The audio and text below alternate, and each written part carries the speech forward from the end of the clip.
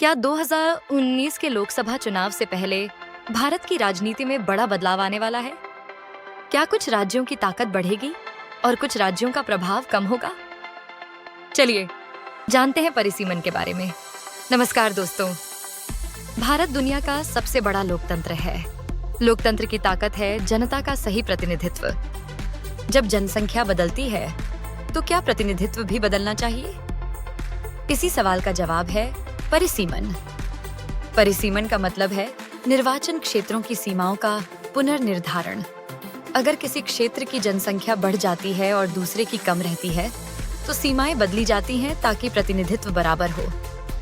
भारतीय संविधान के तहत परिसीमन आयोग बनाकर यह काम किया जाता है। 1976 में लोकसभा सीटों के पुनर्वितरण पर रोक लगी थी, जो अब 2026 तक बढ़ा दी गई है। 2046 के बाद नया परिसीमन हो सकता है। कुछ राज्यों की जनसंख्या तेजी से बढ़ी है, जबकि कुछ ने नियंत्रण किया है।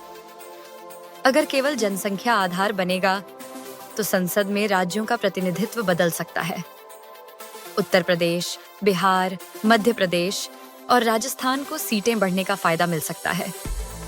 दक्षिण भारत के राज्यों को चिंता है कि उनका प्रतिनिधित्व कम हो सकता है। परिसीमन से लोकतंत्र अधिक संतुलित होगा। सही प्रतिनिधित्व से हर क्षेत्र की आवाज संसद तक पहुंचेगी।